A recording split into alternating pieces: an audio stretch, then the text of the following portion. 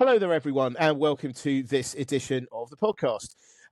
So today we've got Szonja again to talk with us about one of the stories from today's Watson's Daily. Obviously, I'm going to be talking about a story from Watson's Daily. But Szonja, which story from Watson's Daily did you pick out today? So today I will talk a little bit about how Novo Nordisk shares fall on the Yep. latest trial results. So Novo Nordisk is the one that does the obesity drugs, right? Yeah, they do the obesity drugs and also the diabetes drugs. Okay, brilliant. Yeah. Sorry, just so that people were thinking, "Oh, I've heard of them," but who are they? Yeah. So that's basically it. Yeah. So yeah, carry on. So Novo Nordisk is a Danish company, and they're the leader in the GLP-1 market, serving nearly 2/3 of all patients on GLP-1. Its main products, as we said, are diabetes and obesity drugs, Ozempic and Wegovy.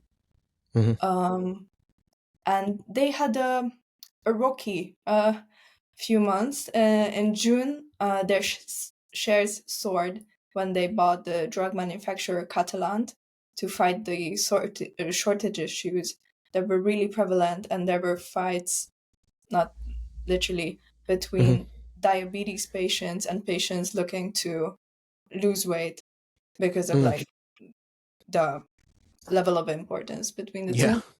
Yeah. But since then, it's been a downhill battle.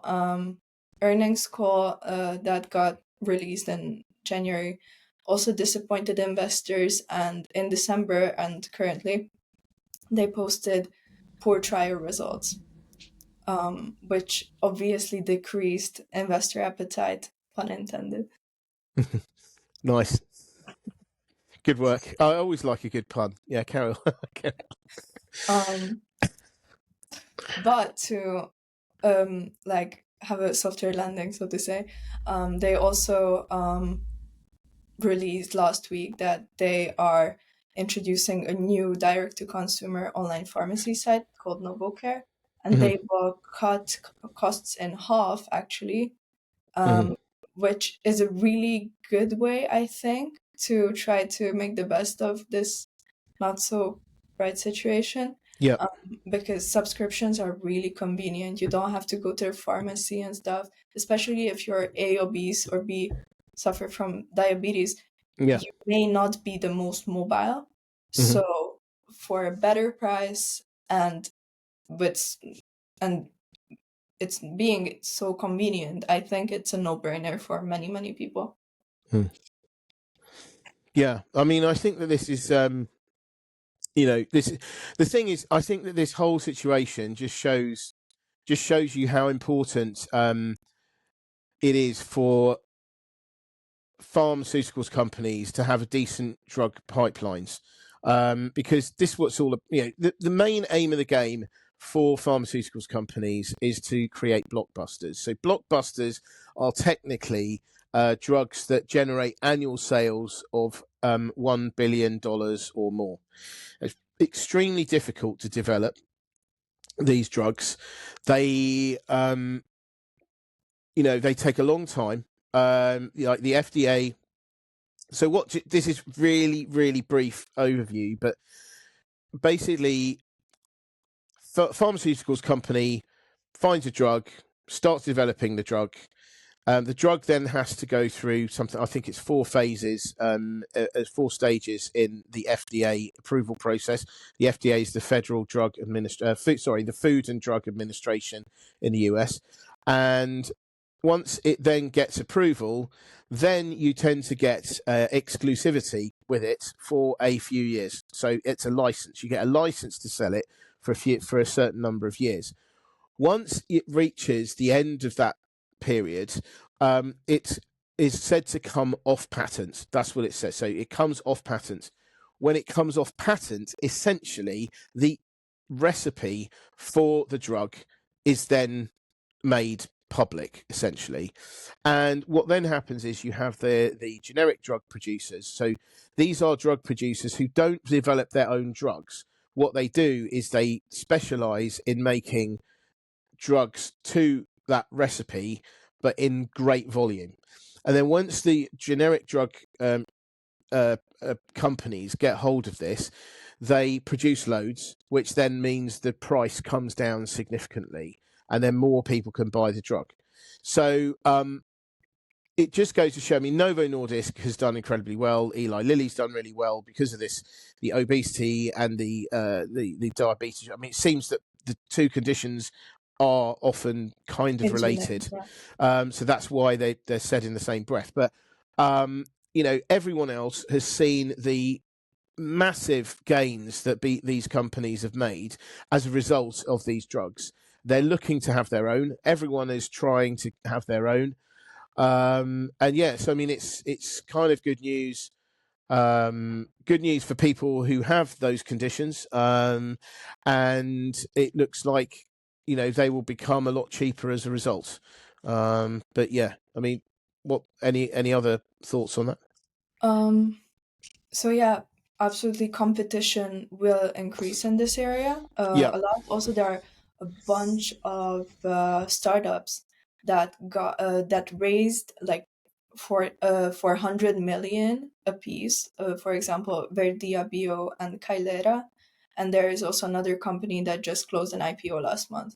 So competition is increasing, and with the patents being in everyone's hands, slowly it will boom, which would be really great for. So who do you think are going to be losing out then? I mean, obviously, people with these conditions are going to, they're going to have, people that maybe haven't had the money or the access to these drugs. They'll be able to get them much cheaper. But it's not these things aren't good for everyone. I mean, who do you think is going to suffer as a result of this? So for some people who may not be familiar with how GLPs work, they slow gastric emptying and lower appetite. So basically, you eat less, and you also don't really want to eat too often. So there are two losers, or two main losers maybe. Once it's kind of morbid in a way, but gastric bypass surgeons, because if there is this method really like Yes, less non-invasive. intrusive, or Yeah. non-intrusive method, obviously it has its side effects, but it's, for many people, I think, less scary Yeah. to take on this. And especially because in the media it's portrayed as such a success with a bunch of celebrities. It's kind of also selling a status in a way, I think. Especially when prices will fall and more people can have access to it, it will be really good for the industry. But the obvious losers are, in this situation, the food industry and fast food chains in particular. So people have less appetite, so they eat less. Because they eat less, they buy less. A study has found that if in a family there is minimum one GLP-1 user, grocery spending is reduced by 5.5% approximately, which, if it adds up, it would be quite significant. So Nestle is obviously worried. So when Eli Lilly and Novo Nordisk came out with these drugs, Nestle share prices fell because obviously they don't want people don't want to snack so much, they don't want to eat so much. So also Mondelez and PepsiCo are affected in the same way.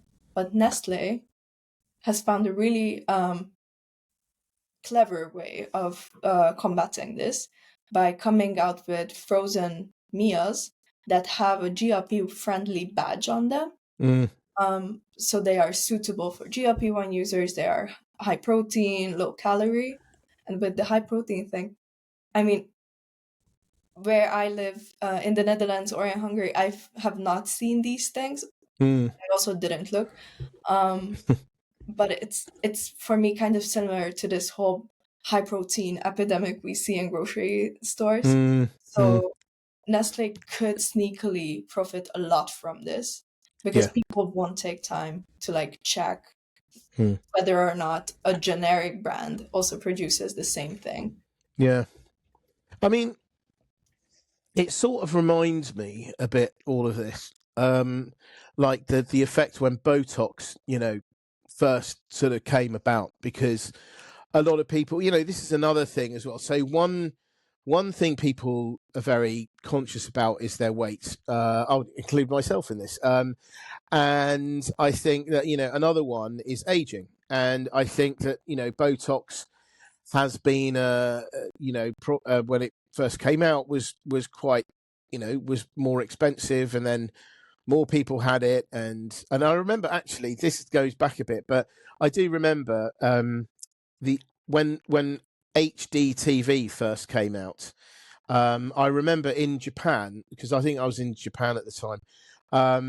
So loads of celebrities started getting plastic surgery because they said that because of the increased definition of the TVs, wrinkles and stuff were more obvious. So they were more, they were having plastic surgery, getting more Botox and stuff. And I mean, I can see this, this. A lot of people, it is a huge market. I mean, this is, of course, why they've done really well. It's a huge market. Lots of people are very conscious of this. Bringing the prices down will help enormously. It's a huge market, massive potential. Everyone's after it. Novo Nordisk, Eli Lilly, first movers in this situation. But they're not going to have it forever, and everyone else is wanting a piece of the action. But it's a big market. That's the thing. I think it's still going to take a lot of players are going to come in, and I think to be honest, you'll end up, I would have thought, with a range of drugs, and they will have slightly different side effects for different people. So you might start on one but not feel good on it, and then the doctor will say, "Well, try this one." And you try that one, you feel better. Brilliant. Yeah, like antidepressants, basically. Exactly. Yeah. Yeah. But just popped into my head when you mentioned Botox. It's also an interesting conversation whether or not also Wegovy and GLP-1 drugs will be like declassified as bad, or I don't know. I think there is a certain level of shame some people feel because they take these medications. Yeah. Same thing with Botox. Like because I have really bad migraines, I have Botox in my forehead, so I don't do this. Right. Okay. Yeah. But I never tell that to anyone because they will think I'm like I don't know. Oh, I see. Yeah. Okay. I see what you mean. Yeah. Yeah, that's interesting. Yeah. I mean, what was it? There was a supermodel that once said, "Nothing tastes as good as skinny feels." Yeah. Right? Yeah. Was it Kate? Might be Kate Moss That or was something. Kate Moss. That Was was it Kate Kate Moss? Moss Yeah. and her Yeah. heroin chic era. Yeah. Yeah. Exactly. Yeah.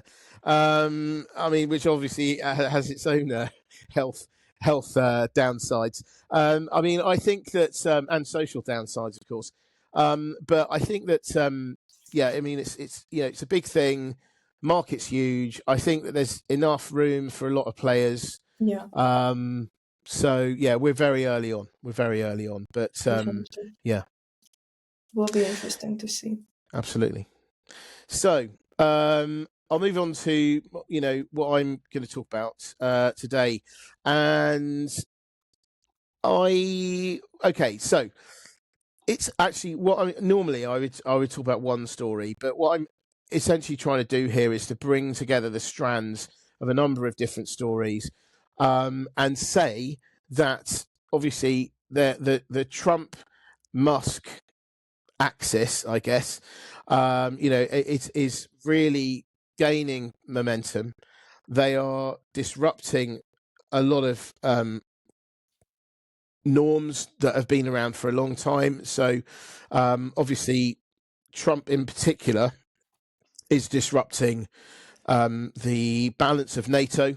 It's calling NATO into question because US has essentially been a backstop for NATO. And it just seems to me that in doing what he's doing, and in both of them doing what they're doing, it seems to me they are alienating many, Europe essentially, and I think that at the moment there's a lot of bad feeling, but it's more towards Trump and more towards Musk. So supposedly, I think it's still early days, but supposedly people are not in Europe, especially, are not buying Teslas because they are, well, one is the lineup is quite old, so they've not got nothing new really coming on, not normal that's coming on. The technology, the fact that they were, they were more advanced in the technology than others, that advantage is shrinking. But a lot of commentators are saying that people just are turning off, on Musk. They don't like the fact that he's talking about politics, the fact that he's dabbling bizarrely in UK politics, for instance, and that they just feel that he is essentially killing the brand. Now, the thing is, I think that this is happening. This is already happening supposedly, although it is at early stages. But what I think is that, and I hate to say this because I've got a lot of American friends, and I've worked with lots of Americans and things. But what I can see happening is that they will start to feel alienated if this kind of Trump's tariffs, pulling out of NATO, or pulling away from NATO, the sort of essentially dictatorial behaviour that he is displaying at the moment is really angering a lot of people. And so what I can see is, first of all, I think that the number of tourists going to America is going to decrease. I think that people are going to think, I don't want to go there. I also think that, and actually, I said in today's Watson's Daily about Delta Airlines, they're seeing, people are worried, but they're saying that they're worried about consumers, maybe worried about inflation and stuff like that. But anyway, I think that there's going to be fewer people going there because they won't want to go there. But I think on the other way round, I suspect that there are going to be more places that are going to be more hostile to American tourists as a result of what is going on in the political and economic sphere. And I think that is going to be manifested in, for instance, you'll get American tourists, let's say, for example, in Paris, going to Paris, wandering into a restaurant, and the people say, "You're American. I don't want you in here." And they are going to. I mean, that is a really horrible thing to feel yourself. I mean, if you've ever had anything like that said to you, I have. In actually, funnily enough, in Japan and places, but for various reasons, I wasn't doing anything bad, by the way. It's just, I think that some places, they don't like, if they think you're foreign, they're like, oh, I don't know. In Japan's case, it was a case of, I don't know, you might not know Japanese. I don't want to be put in a situation, so they cut foreigners out. But generally, they're very good. But say in a restaurant somewhere in Europe, people might say, look, as a result of what you are doing, we can't export to America. All the prices have gone up. Our standard of living has come down, and it's all because of Trump, rightly or wrongly. Right? That's what they're going to say. Then you're going to get a whole load of influencers. I could just see it now. They'll be saying, "Oh my God, I can't believe it. I went to this place and they were really rude, and they were saying I'm American. They won't let me in." Then they're going to be, people are not going to go. So Americans are less likely to go to Europe, for instance. And, the fact of the matter is, I believe that in America, the standard amount of holiday that you get per year is 10 days. And a lot of people make fun of Americans saying, well, most of them don't have a passport, they don't know where any countries are, they've got no idea, etc. But I would say one of the reasons for them maybe not travelling so much is because they just don't get much holiday. And so when you think about it in that way, if they start hearing influencers saying, "Oh, everyone hates us," then what's the point in going on holiday where someone hates you? So you think, well, I'll go in America, and you'll end up with a lot more domestic tourism, not so much international tourism. And I think that this is going to get to become a very difficult situation. And I think that it's going to be airlines are going to feel it, hotels are going to feel it, retailers are going to feel it. I mean, recently, obviously, we've seen lots of luxury retailers setting up, in America, or deciding to emphasize their American operations, because actually they've been doing really well compared to, say, China.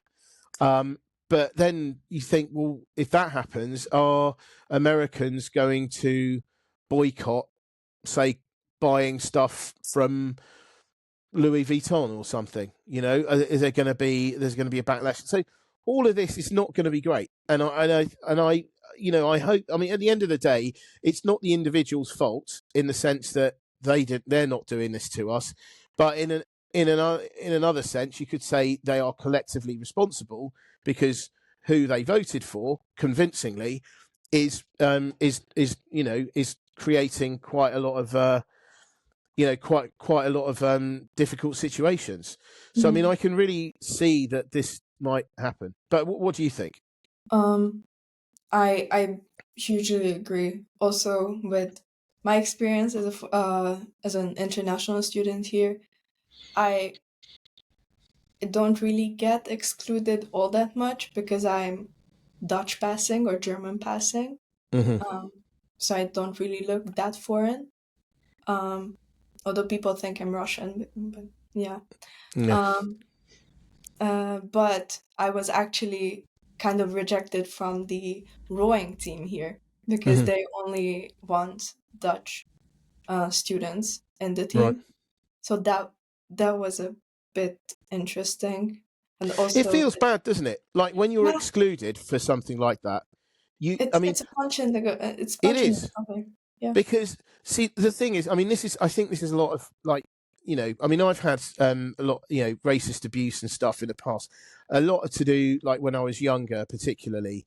And the reason why it hurts is because it's almost like it doesn't feel that it's attacking you. It's attacking your parents, your whole kind of your background. And Yeah. there's nothing you can do about it. There's nothing you want to do anything about it. But that's why I mean, for someone just to try to explain how it feels to someone who's never had it before, it feels different. It hits differently. And I think that when Americans, who are probably used to being treated pretty well, start going to places that they've been before and they're being excluded, It will be a big shock, that like a will be a huge culture. shock. Yeah. Yeah. They are usually treated extremely nicely because if an American has the resources to come to Europe, they will also probably spend Yeah. a good amount. So obviously retailers, restaurant managers, they will be really nice with them. So if that changes, that could be a real shock to them. And I think that usually Americans are white Americans. Let's just put it like that. Are not that used to being discriminated ever, just because of the status Yeah. that basically nationality holds. Mm. But with this rising exclusion or isolationist tactics, so to say, of American politics, it it will come, what Ralph said actually in the 2025 predictions episode, that America will militarily, economically, and basically socially pull back. And with this rising nationalism that we see in Europe, and here in the Netherlands, in Hungary, everywhere, this will be like not that much different, I think, from the like mainstream moves. Also in Germany with the AfD, this will basically a bit help Trump's like plans. Also because if you get excluded from the American point of view, somehow your nationalism rises in you. Yeah, absolutely. Like I lived in Vienna last year, and when I moved back home, my nationalism, I'm not nationalist, but my like being proud of being Eastern European dropped when I moved home, but when I moved back out, it rise again. You're absolutely right. I think actually I think when you live outside your own country, you become almost more conscious of your nationality than you are in your own country. And cultural differences. You wouldn't think that Eastern Europeans or people from ex-Soviet countries are that much different, but the way we are raised, I was born in 2003, so not much later than like unification of Germany and the fall of the Soviet Union. So when I grew up, when I was small, you could still feel the like transition era happening. So in the way I was raised generally by the family, the like values we had to perpetuate were like the classic, so to say, Eastern European ones. Also, because we were told that the only way you can get out is if you're A, pretty, B, if you're really clever, because then you can get the green card. And then I move here, and people have really different manners. They are raised so much more differently, which is like, it's great to see. It's not bothering me too much, but when an attack comes against me as a person, so to say, because of my nationality, because of the passport that I hold, these differences, like you become proud of them in a way. I think. Yeah. No, I agree. I mean, it's a very strange thing, and if you I think you can only understand it if you've felt it, and when you experience it can be a major shock, and it can make you feel very angry, and defensive, and I think that's what's going to happen, and and it's unfortunate because, like I say, I got a lot of American friends, and I've worked in companies with loads of Americans and stuff like that. So it is sad, but I can see it happening. So I hope it doesn't, but I can see it happening. If it keeps on going like this, I can see it happening. Yeah, obviously, and if the individuals are also like motivated to pull back, that will directly affect business relations, because then you will maybe not have a business operation in London, but in, I don't know, Texas. Yeah. So it's definitely an interesting aspect of Trump's. I mean, I think we better bring it to a close, but I do think that it'd be interesting to know what American companies here are like, and what they do in terms of, are you allowed to say anything negative about the presidency? Are you allowed to criticize Trump and stuff like that? So but yeah, anyway, we better stop there, but very interesting discussion. Thank you very much indeed for your thoughts today. Thank you very much indeed for everyone who's watching or listening, and I hope you have a great day whatever you're doing, and have a lovely day. Thank you. Have a lovely day. All right, bye.